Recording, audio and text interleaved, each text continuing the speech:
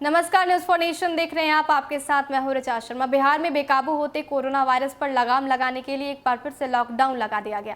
हालांकि देश भर में अनलॉक 3 की भी शुरुआत 1 अगस्त से होनी है। ऐसे में ये पहली दफा होगा जब आपको अनलॉक 3 के साथ साथ लॉकडाउन के गाइडलाइंस का भी पालन करना होगा।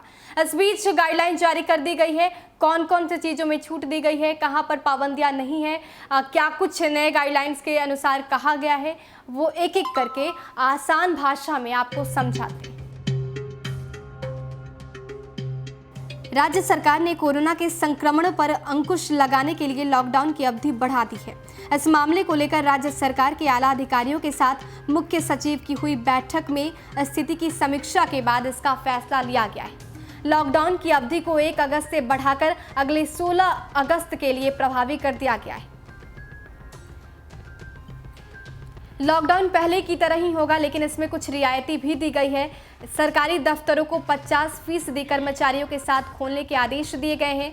इसके साथ ही निजी क्षेत्र के कार्यालय को भी 50% कर्मचारियों के साथ खोलने के आदेश दिए गए हैं। लॉकडाउन में जिन चीज़ों को पूरी तरीके से बंद रखने का आदेश दिया गया है, उनमें सभी शैक्षणिक संस्थान शामिल हैं। सभी धार्मिक स्थलों को भी बंद रखने का आदेश दिया गया है। सभी प्रकार के राजनीतिक और सांस्कृतिक कार्यक्रमों पर भी रोक लगा दी गई है। पार्क और जिम बंद रहेंगे। अब आपको बताते हैं कि कौन कौन से ऐसे क्षेत्र हैं जहां पर प्रतिबंध लगाया गया है। कंटेनमेंट जोन में सभी तरह की गतिविधियों पर प्रतिबंध जारी रहेगा।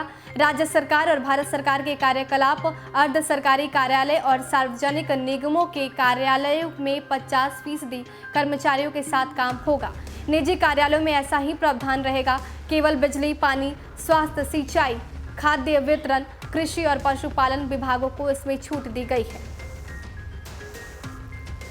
राजनीतिक, सामाजिक, सांस्कृतिक और खेल गतिविधियां बंद रहेंगी। शॉपिंग मॉल भी बंद रहेंगे।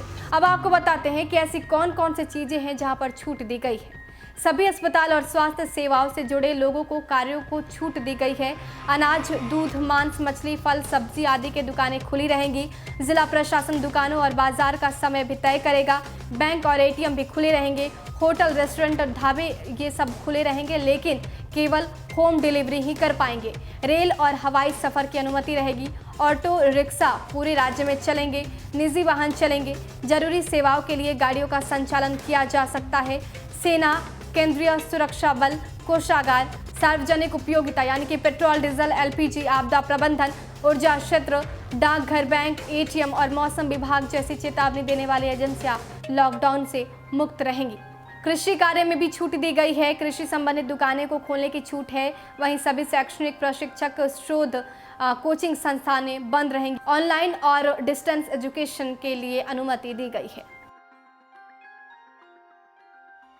तो ये तमाम ऐसे क्षेत्र हैं जहां पर छूट दी गई है और इसके साथ इस गाइडलाइन में कई नए अपडेट भी शामिल किए गए हैं। नया अपडेट की बात की जाए तो इस बार बस सेवा पूरी तरीके से बंद रहेगी, लेकिन ऑटो और रिक्शा चलेंगे। हर राज्य के हर जिलों में इसको लेकर अनुमति दी गई है कि ऑटो रिक्शा के परिचालन में किसी तरीके की कोई प्रतिबंध नहीं है। इसके साथ जो भी रेस्टोरेंट है वो होम डिलीवरी कर सकेंगे। हालांकि ये पहले भी जो गाइडलाइन जारी किया गया था उसके अनुसार ही ये बातें कही गई है, लेकिन इसमें जो नया सामने आया है वो ये आया है कि अब ऑटो रिक्शे को चलाने की अनुमति रहेगी, लेकिन बस सेवा पूरी तरीके से ठप रहेगी। देश और दुनिया के तमाम अपडेट्स के लिए हमारे साथ बने रहिए और देखते रहिए न्यूज़ फॉर नेशन। नमस्कार।